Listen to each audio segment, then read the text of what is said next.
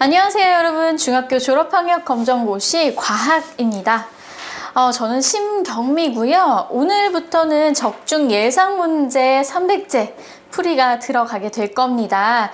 적중 예상문제의 경우에는요 300문제가 역시 책 한 권에 모두 실려 있고요. 기존에 나왔던 문제 유형들을 한번 찾아보자 해서 1번부터 20번 문항까지 연습을 해보시는 거예요. 여러분들께서 물리, 화학, 생물, 지구과학 영역에서 어느 파트에서 가장 많이 출제가 되었는지, 그리고 그런 유형들을 다양하게 접해보시면서 좋은 결과를 얻기 위해서 문제풀이를 해보시는 거죠. 아마 적중 예상 문제, 이 문제풀이를 스스로 그리고 저와 함께 문제풀이를 완벽하게 다 하셨다면 아마 좋은 결과를 얻지 않을까 생각해 봅니다. 자, 그렇다면 적중 예상 문제 300제 오늘부터 시작해 보도록 하겠습니다. 바로 그 첫 번째 시간 1번부터 20번 문항 들어가 보도록 하겠습니다.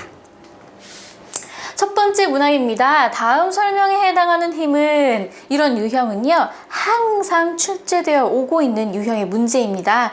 여러분들께서 아마 기출문제를 다루어 보신 분들은 아실 건데요, 어떤 힘의 설명을 몇 가지 주어주고 2개 내지 3개를 주어주고 어떤 힘을 의미하는지를 골라라 라는 유형의 문제는요 정말 빠짐없이 나오고 있는 유형이죠. 한번 풀어보도록 하겠습니다. N극과 S극을 띠는 물체나 쇠붙이 사이에 작용하는 힘이다. 인력과 청력이 있다. 이 두 가지 보시면 여러분들 함께 학습하신 분들 N극, S극을 띠고 있는 건 자석을 얘기하죠. 자석이나 쇠붙이 사이에서 작용하는 힘이다. 자석과 쇠붙이 사이에서 작용하는 힘은요, 중력일까요? 마찰력일까요? 자기력, 탄성력, 무엇일까요? 하나밖에 보이지 않으시죠? 자기력입니다. 자기력은요, 인력과 청력을 가지고 있고요. 딱 접촉하지 않아도 작용하는 힘이라고 배우셨죠? 자, 중력은요, 당연히 N극, S극 없습니다. 지구 중심이 물체를 중심 방향으로 잡아당기는 힘을 중력이라고 하고요. 인력, 청력 없습니다. 잡아만 당기기 때문에 인력만 가지고 있다고 볼 수 있죠? 자, 마찰력은요, 당연히 쇠붙이, 자석, 소용없습니다. 인력, 청력 없고요. 마찰해야만 작용하는 힘입니다. 탄성력 역시 마찰해야만 작용하는 힘이고, 또 N극, S극 없고요. 쇠붙이 상관없습니다. 인력, 청력 상관없는 얘기죠. 정답은 3번입니다. 2번 문항입니다. 다음 설명에 해당하는 열의 이동 방법은? 이라고 했어요. 역시 열의 이동 방법도요 여러 가지 3가지가 있잖아요. 전도, 대류, 복사, 이 3가지의 열 이동 방법에 대하여 어떤 예시를 주어주고요, 어떤 방법인지 찾아내라는 문제가 종종 등장하죠. 한번 풀어볼까요? 태양에서 지구로 열을 전달하는 방법이다. 태양에서 지구로 열을 전달한다. 생각해 보시고요. 열이 다른 물질을 거치지 않고 직접 전달되는 현상이다. 두 번째가 바로 이 열 이동 방법을 정의하고 있는데요. 다른 물질을 거치지 않아요. 액체나 기체도 거치지 않고요. 고체도 거치지 않아요. 그냥 직접 열이 전달되는 거죠. 자, 전도, 대류, 복사, 마찰, 바로 복사입니다.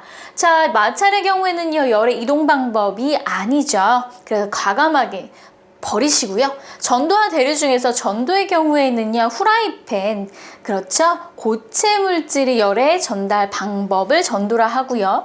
대류의 경우에는요, 기체, 공기 중에 에어컨이나 난로를 설명할 때, 그 다음 물을 끓이는 방법을 설명할 때 대류를 사용하죠. 즉, 액체나 기체를 이용하여 열의 이동 방법을 설명할 수 있는 것이 바로 대류입니다. 정답은 3번이고요. 3번 문항 가보도록 할게요. 물에 잠긴 다리 부분이 실제보다 짧아 보이는 빛의 성질은? 자, 역시 빛의 성질 아주 자주 등장하고 있는 유형의 문항이 되겠죠. 자, 이런 것들은요 당연히 여러분들께서 실생활 속 과학이기도 하고요, 맞춰주셔야 됩니다. 자, 빛의 성질에는요, 일단 직진, 빛은 직진한다, 빛은 반사한다, 빛은 굴절한다, 빛은 합성한다, 빛은 분산된다. 이 여러 가지 5종류의 빛의 성질을 배웠는데요. 그 중에 물에 잠긴 다리가 짧게 보이는 거, 짧고 통통하게 보이죠? 그 이유가 뭘까요? 바로 빛의 굴절 때문입니다.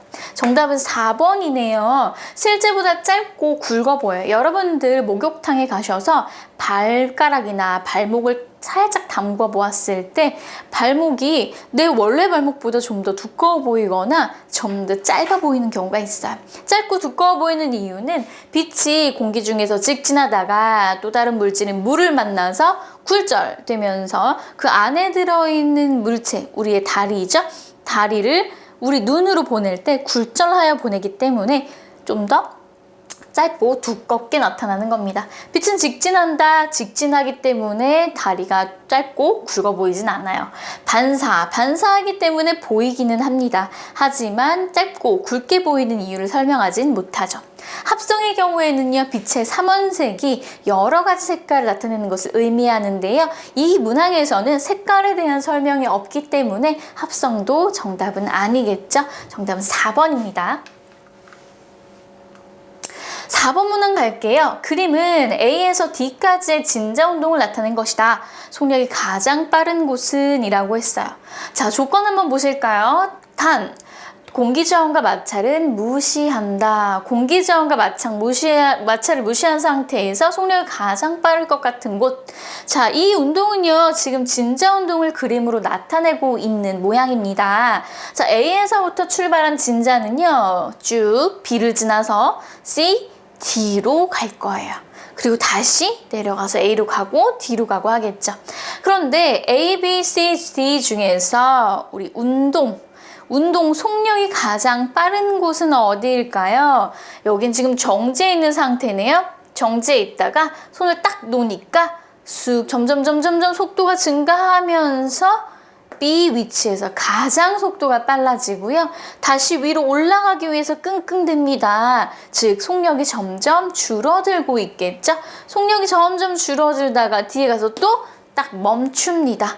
멈추기 위해서는 당연히 속력이 점점 줄어들어야 되는 것이죠. 즉 A와 D의 경우에는요, 속력이 아주 0이에요. 멈춰 있는 상태이기 때문이죠. 그래서 속력이 적은 거고요. D의 경우에는 지금 B에서 D로 갈 때, C의 경우에는 B에서 D로 가면서 점점 속력이 감소하고 있는 그림이죠. 즉 A와 D는 속력이 0이고 C는 그 다음으로 속력이 점점 감소하고 있고요. B에서 가장 속력이 빠르다라고 볼 수 있겠죠. 정답은 B인데요. 이 4번의 문제는요, 역학적 에너지를 설명하는 거예요. 역학적 에너지를 바로 이 진자 운동으로 설명을 할 수가 있겠죠. 자, A와 D는 가장 높은 위치에 있기 때문에 위치 에너지가 가장 큽니다. 그죠? 자, C의 경우에는 그 다음으로 높이가 높기 때문에 그 다음으로 위치 에너지가 큰데요. 이 위치 에너지로 운동하고 있는 에너지가 점점 전환되어지고 있죠. 가장 아래쪽에 위치하고 있는 B의 경우에 위치 에너지는 0이지만요. 대신 화살표 쓰면 안 되죠. 대신 운동 에너지가 최대가 되죠. 가장 위치가 적지만 이 B에 위치하고 있는 진자와 D나 A에 위치하고 있는 진자의 역학적 에너지는 항상 같아야 하기 때문에 위치 에너지가 최고인 A와 D의 그 에너지 값이 B에서는 운동 에너지로 드러날 수 있는 거죠. 그래서 정답은 바로 B고요. 이 진자 운동에서는요, 속력이 가장 빠른 곳을 물어봤다면 위치가 가장 낮은 곳일 거고요. 위치 에너지 또는 높이가 가장 높은 것을 물어본다면 바로 가장 높은 곳, 속력이 가장 느린 곳을 얘기할 거예요. 아시겠죠?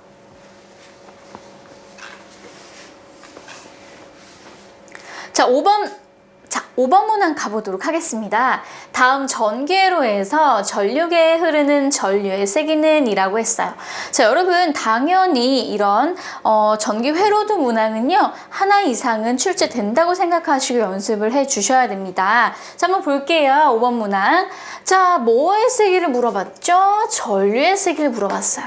자, 여러분 이렇게 얘는 전압이 주어지고 지금 2옴, 4옴 해서 그렇죠. 저항값이 주어졌어요. 전압과 저항값이 주어졌을 때 지금 전류의 세기를 물어봤다는 것은 바로 무엇을? 저항과 전압을 이용하여 전류를 찾아내라 라는 문제가 되겠죠. 전류는요, 기호로 I. 저항은요, 기호로 뭘까요? 그렇죠. R. 전압은요, 기호로 V. 자, 우리는요, 한 가지 공식을 알아요. 아주 중요한 공식을 기억해 두시라고 했죠. 바로 V는 I, R. 바로 옴의 법칙을 활용하여 바로 V는 IR이라는 가장 단순한 공식 하나를 외워두셨어요. 자, 그렇다면 우리가 구해야 될 것은 무엇이죠? 바로 전류. 전류는 I라고 했습니다. 자, I 값을 구하려면 이 공식을 좀 변형시켜 주어야겠네요. I는 그렇죠. 어떻게 변형되나요? 바로 R분의 V다. 자, R은 저항이고요. V는 전압이에요. 그렇다면 값이 다 주어져 있잖아요. 각각 집어넣어주면 되는데요. 선생님 전압은 6V 맞아요. 찾아낼 수 있어요. 그런데 저항은요. 2옴과 4옴이라서요. 2옴을 넣어야 돼요? 4옴을 넣어야 돼요? 하고 물어보시는 분들이 계셔요. 큰일 납니다. 저항을 직렬 연결한 저항이니까 연결했기 때문에 각각의 저항을 더해주면 전체 총 저항값이 구해지더라. 이것이 바로 총 저항의 값이다 라고 했죠. 우리가 R값, 여기에다 집어넣을 R값을 계산하기 위해서는 직렬로 연결된 저항값을 계산하는 방법을 알고 계셔야 합니다.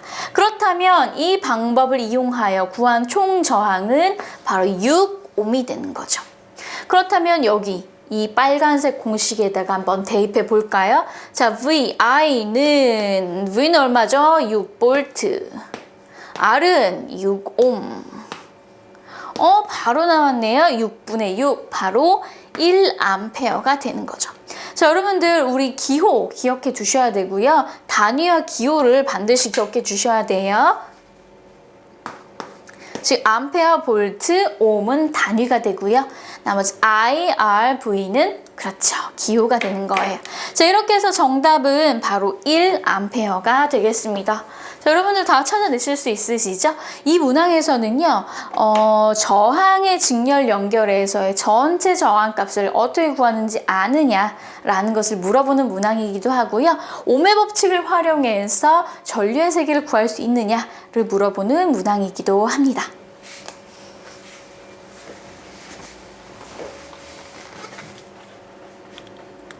자, 6번 문항 보도록 할게요. 자, 1번에 나왔던 문항과 유사한 문항임을 확인하실 수가 있으실 텐데요. 두 물체가 접촉하지 않아도 작용하는 힘을 보기에서 고른 것은 이라고 했어요. 자, 이 문제도요, 상당히 종종 아주 자주 출제되는 유형이기도 한데요. 접촉을 할 때 작용하는 힘인지, 접촉을 하지 않아도 작용할 수 있는 힘인지를 물어보죠.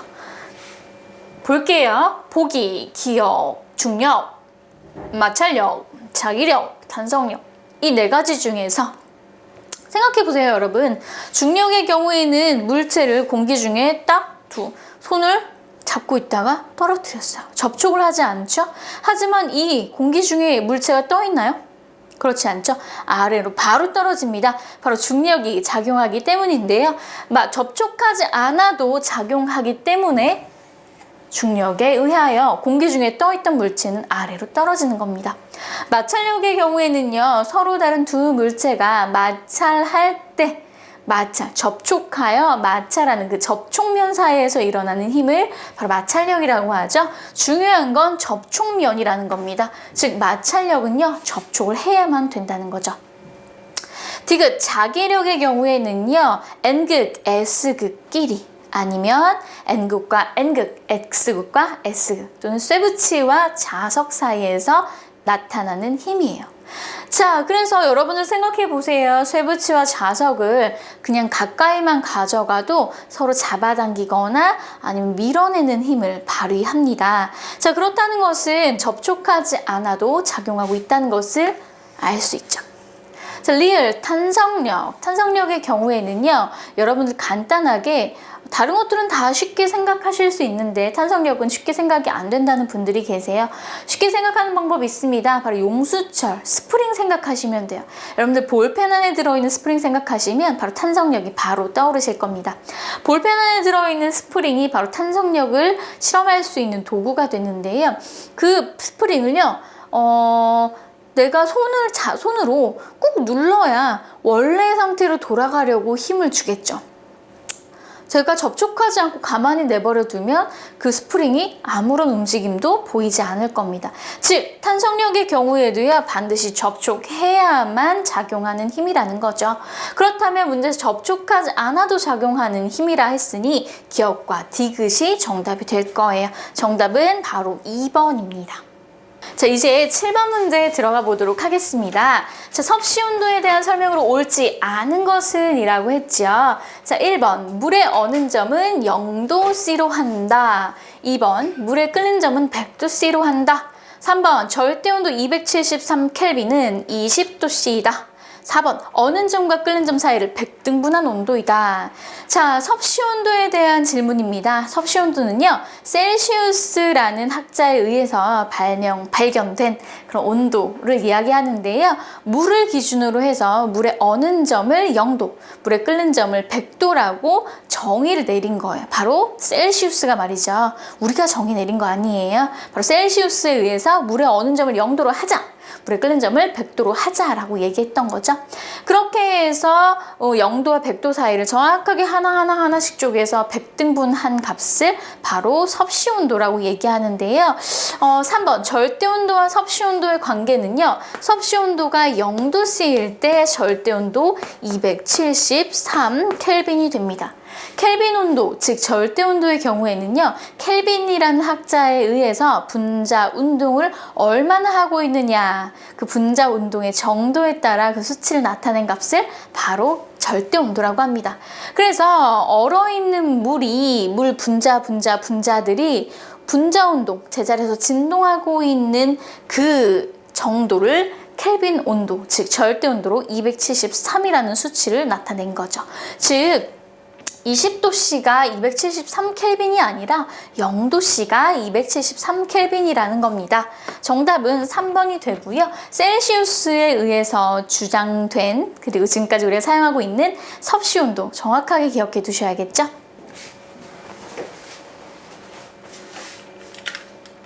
자, 8번 가보도록 할게요. 물이 든 컵 속의 빨대가 꺾여 보이는 것을 설명하는 빛의 성질은, 이것 또한 빛의 성질 5개 중에서 무엇을 의미하는지 여러분들께서 찾아내셔야 됩니다. 자, 한번 볼까요? 물이 든 컵 속의 빨대가 꺾였네요. 자, 물에 든 빨대는 원래 직진, 그죠? 그냥 계속 꺾여 있지 않아요. 꺾인 빨대가 아니라는 거예요. 빨대는 물 들어갈 때 직진해서 들어가잖아요. 그런데 우리 눈에는 마치 꺾여 있는 것처럼 보인다는 얘기죠. 그 이유는 빛은 직진하는데 직진하다가, 그렇죠, 굴절이 돼버리는 겁니다. 꺾여버렸기 때문에 우리 눈에도 마치 이 빨대가 물속에 들어가면서 꺾인 것처럼 보이는 거죠. 바로 빛의 굴절 때문에 나타나는 현상임을 찾아내셔야 되죠. 자, 빛의 반사의 경우에는요, 이렇게 빨대가 꺾여서 보이는 것을 증명해 주진 못합니다. 그냥 반사되어서 그 물체의 색깔이 우리 눈에 보인다거나 물체의 형상이 보이는 것이 바로 반사로 설명되는 거고요. 합성의 경우에는요, 역시 색깔을 빼놓을 수가 없습니다. 빛의 삼원색을 이용하여 여러 가지 색상을 만들어낼 수가 있죠. 분산의 경우에는요, 하나의 색, 즉 햇빛과 같은, 태양광과 같은 투명색, 지금 우리는 하얀색, 백색광이라고 얘기하는데요. 백색광이 프리즘을 지나면 분산이 되어서 여러 가지 무지갯빛깔이라고 얘기하는 여러 가지 색깔로 나뉘어지죠. 그걸 바로 분산이라고 하고요. 이 분산에 의해서 빨대가 꺾여 보이는 걸 설명할 수는 없습니다. 정답은 2번이고요. 9번 자동차가 80km/h의 일정한 속력으로 2시간 동안 달렸다. 이 자동차가 이동한 거리는 이라고 했어요. 자, 이동 거리를 계산하기 위해서 우리는 공식 하나를 반드시 기억해 두셔야 됩니다. 자, 여러분들 이거는 당연히 평생 잊지 말고 가지고 가셔야 될, 죽을 때까지 가지고 가셔야 될 공식 하나가 있습니다. 바로 거속시. 자, 이것은 뭘 의미하냐? 거리, 이동 거리를 구할 때 거리는 속력 곱하기 시간이다. 속력은 시간 분의 거리이다. 시간은 속력 분의 거리이다. 자, 이거 공식 하나만 제대로 기억하고 계시면요. 거리를 구하라는 문제, 속력을 구하라는 문제, 시간을 구하라는 문제 너무 쉽게 풀어내실 수 있는데요. 지금 보시면 이동 거리를 물어봤잖아요. 바로 거리를 내가 알고 싶다 이거예요. 거리를 계산하려면 이동 거리는 속력 곱하기 시간이라는 거죠. 방금 전에 보여드린 공식, 이 공식을 이용해서 여러분들이 찾아내신 겁니다. 그렇다면 거리를 모르니까 속력 찾아내서 집어넣어야 되고요. 시간 찾아내서 집어넣으셔야 돼요. 자동차는 80km/h로 달렸대요. 80km/h. 시간은요, 2시간 2h가 되겠네요. 그러면 80km/h 곱하기 2h. 얼마인가요? 그렇죠. 곱하기 못하시는 분 안 계십니다. 160km가 될 거예요. 정답 어디 있나요? 네, 4번이 바로 정답이 되겠죠? 여러분들 공식 정확하게 기억하시면서 문제풀이 연습해 주셔야 합니다. 아시겠죠?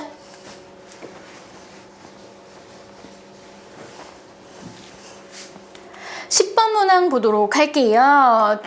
전기회로에서 전류가 흐를 때 전류에 대한 설명으로 옳은 것은 이라고 했네요. 전류의 단위는 볼트로 사용한다? 전류의 단위는 볼트 아니에요. 바로 단위라고 했으니까 암페어를 쓰죠.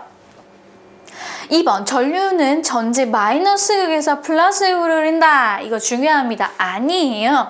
마이너스에서 플러스 극으로 흐르는 것은 마이너스 전하예요. 전류는 그 반대죠. 플러스에서 마이너스로 흐르는 것이 바로 전류의 방향입니다. 반드시 기억해 주셔야 돼요. 이 부분만 문제로 따로 출제되기도 합니다. 3번 전류의 방향은 전자의 이동 방향과 반대이다. 방금 전에 말씀드렸죠. 여기서 말하는 전하는 마이너스를 띠고 있는 전하, 즉 전자를 얘기하고요. 전자의 흐름 방향과 전류의 흐름 방향은 정반대가 되겠죠. 정답이 바로 나왔네요. 3번이에요. 4번 전하들이 제자리에 멈춰 있는 것을 전류라고 한다. 전하들의 흐름을 전류라고 합니다. 그렇기 때문에 제자리에 멈춰 있으면 전류가 흐르지 않는 거예요. 아시겠죠? 정답은 3번이고요.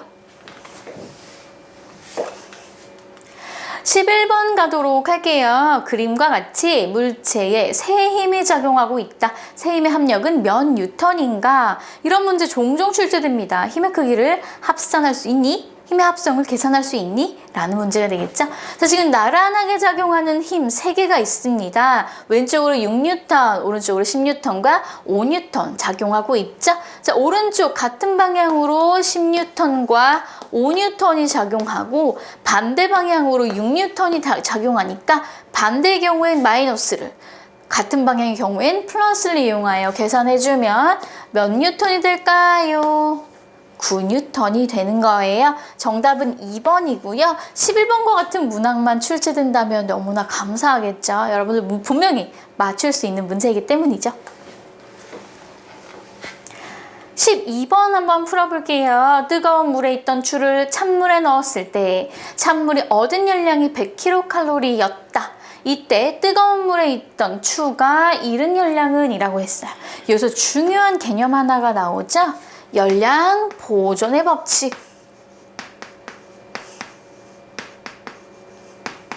열량 보존의 법칙이라는 것은 무엇이냐? 바로 자, 얻은 열량은, 어떤 물체가 얻은 열량은 그 옆에 있는 물체가 잃은 열량과 그 열량이 서로 어떻다?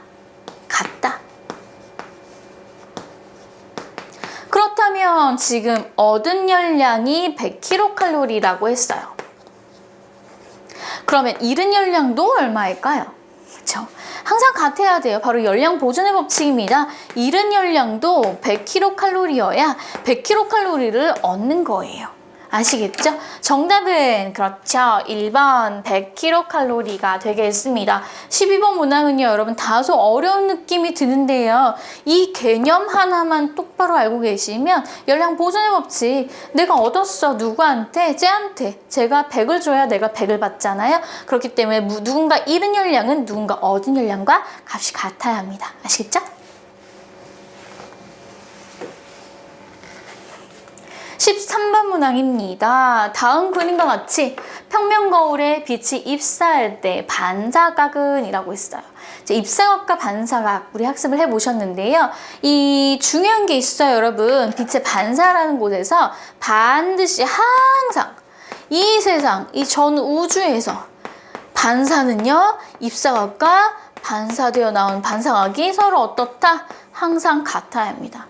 이걸 거스르는 현상이 있다면 그것은 이 우주가, 우리가 살고 있는 이 우주, 태양계가 아닐 겁니다. 아시겠죠? 자, 그렇다면 입사각, 자, 여기 법선 있고요. 법선과 입사광선 사이의 각, 입사각. 바로 입사각이 45도로군요. 그럼 역시 법선과 반사광선 사이의 각, 반사각도 얼마일까요? 그렇죠. 45도가 되겠죠. 정답은 어디 있나요? 4번 여기 있네요. 자, 반드시 기억해 주시고요. 어렵게 느껴지는 거 하나도 없습니다, 여러분. 지금까지. 아시겠죠?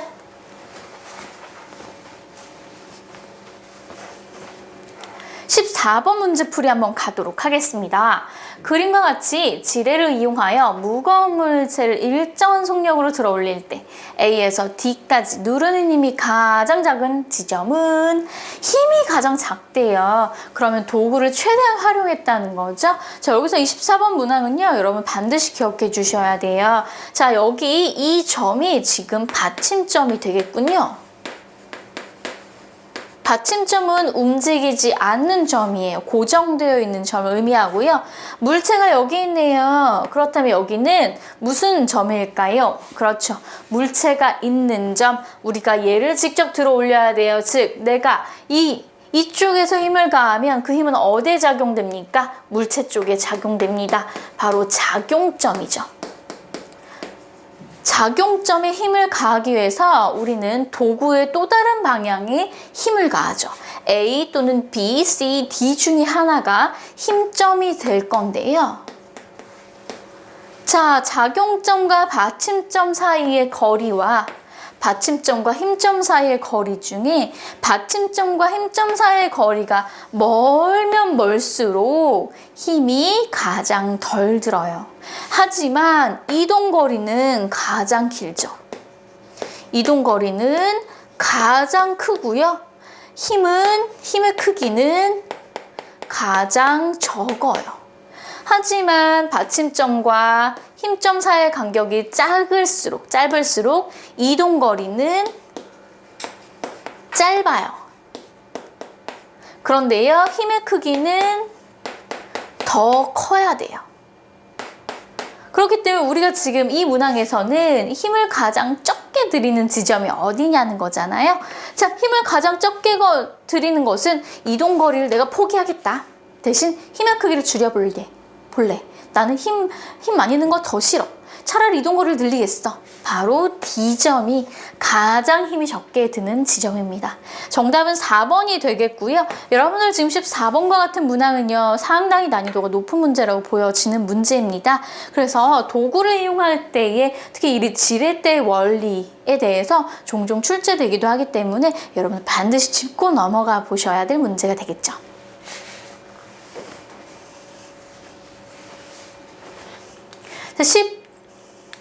15번 문항 가보도록 할게요.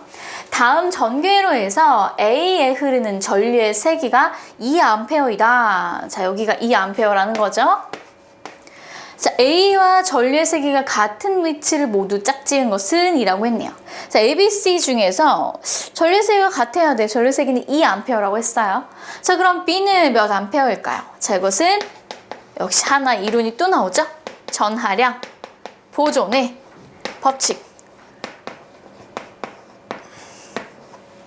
전하량 보존의 법칙이란 바로 전류의 세기를 의미하기도 하는데요. 전류란 전하가 흐르는 정도를 얘기해요. 전하가 많이 흐르면 전류의 세기는 큰 거예요. 전하가 적게 흐르면 전류의 세기는 약한 거예요.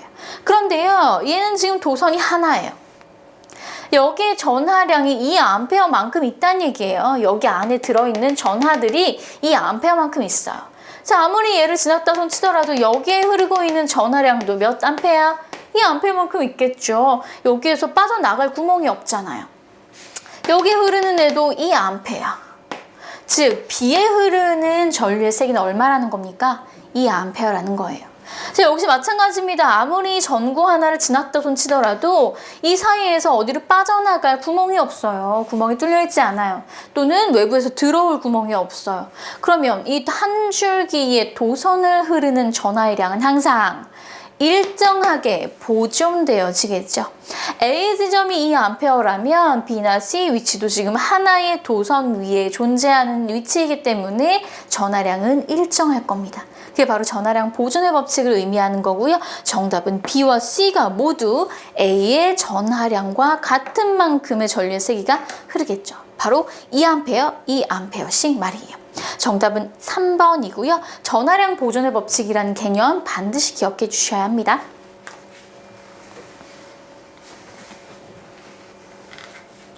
16번 한번 풀어볼까요? 자기력과 전기력의 공통점을 보기에서 모두 고른 것은 자기력과 전기력 많이 들어보셨던 단어들이에요. 보기 한번 갈게요. 기억, 인력과 청력이 있다. 인력이란 끌어당기는 힘, 청력이란 미는 힘. 니은, 서로 접촉해 있을 때 작용하는 힘이다. 자기력과 전기력, 자기력은 자석 사이에 또는 자석과 쇠붙이 사이에, 전기력은 플러스 전하와 마이너스 전하를 띠는 그 전기 사이에 나타나는 힘이에요. 자, N극과 N극은 가까이만 해놔도, 딱 접촉시키지 않아도 가까이만 해놔도 서로 밀어내는 청력이 있고요. N극과 S극은 딱 붙이지 않아도 가까이만 해놔도 서로 끌어당기는 인력이 있어요. 접촉하지 않아도 작용하는 힘이겠네요. 즉, 니은은 틀렸어요. 자, 디귿, 물체 사이의 거리가 멀어질수록 힘의 크기는 크다?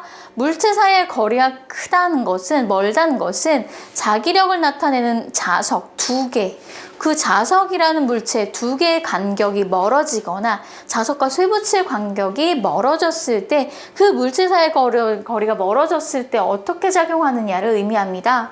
자, 그렇다면 여러분, 자석이 하나 놓여져 있는데 거기에서 멀리 떨어진 쇠붙이가 더 잘 끌어당겨질까요? 가까이 있는 쇠붙이가 더 잘 끌어당겨질까요?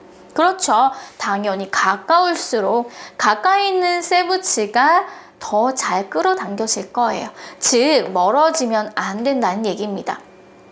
자, 여기서 전기력도 마찬가지예요. 플러스 전기와 플러스 전기가 좀 더 가까이 있을 때 더 세게 밀어내고요. 플러스 전기와 마이너스 전기가 좀 더 가까이 있을 때 더 빨리, 더 세게 잡아당긴답니다. 그래서 디귿도 틀린 거고요. 바로 정답은 기억 하나밖에 없겠군요. 정답은 기억입니다.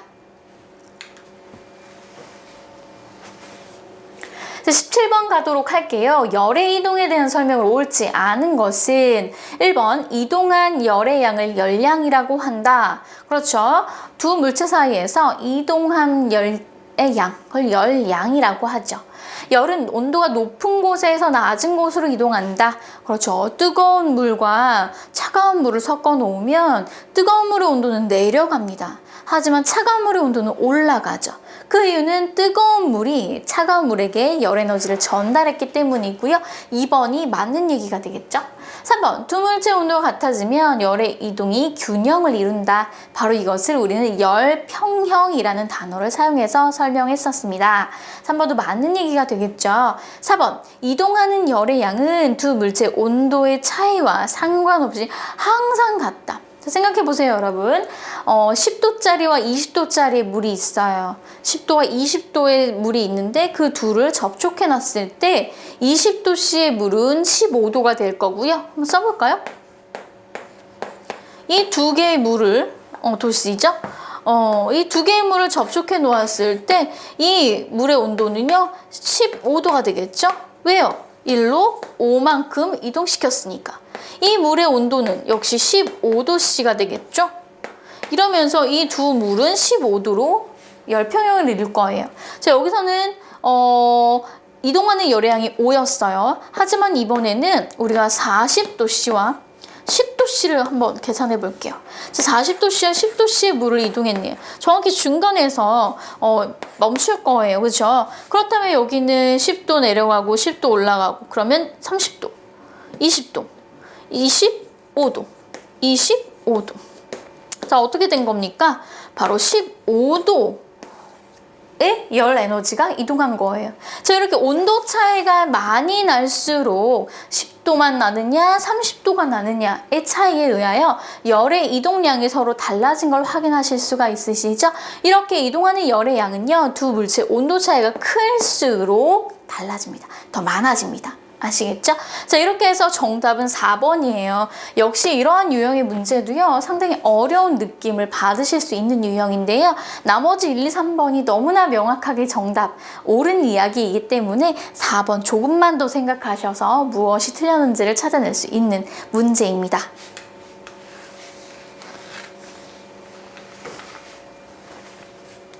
18번 문항 갈게요. 그림자가 생기는 것은 빛의 어떤 성질 때문인가? 그렇죠. 빛과 그림자.